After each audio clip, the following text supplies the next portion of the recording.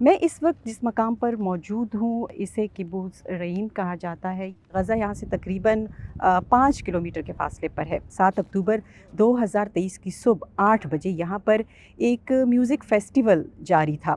इस music festival में तकरीबन 4000 लोग शिरकत कर रहे थे। हमास के जंगजू उस सुबह यहाँ पर भी पहुँचे। सिर्फ इस जगह पर रिपोर्ट्स के मुताबिक 364 लोग हलाक हुए, जिनमें कई अफराद ज़ख्मी भी हुए और हमास के जो जंगजू हैं लगभग 250 लोगों को वो अपने साथ यरगमाल बनाकर यहाँ से ले गए।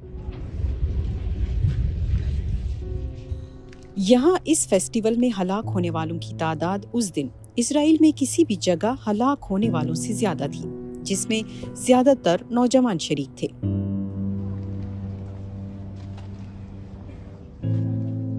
सत्ताईस साल एडन डेविड मूशे इलेक्ट्रिकल इंजीनियरिंग का तालिब इल्म और फुटबॉल का शौकीन था।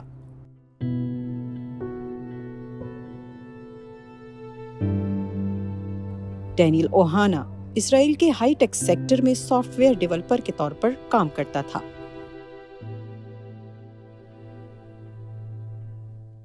बाईस साल लिबी कोहन मिगोरी इन्फेंट्री यूनिट में ऑफिसर की हैसियत से अपनी आर्मी सर्विस मुकम्मल कर चुकी थी। जनवरी 2024 में यहाँ इस मकाम पर एक मेमोरियल कायम किया गया ताकि लोग जिंदा बच जाने वालों के बारे में जान सके या जो लोग हलाक हुए हैं उनके बारे में जान सके। On the road 232 outside Nova by terrorist. रोज़ाना यहाँ पर कहीं देखा जाता है कि लेक्चर्स भी होते हैं, जो लोग ज़िंदा बच गए हैं तो वो यहाँ पर अपनी कहानियाँ सुनाते हैं लोगों को और बताते हैं कि उस दिन उनके साथ क्या हुआ।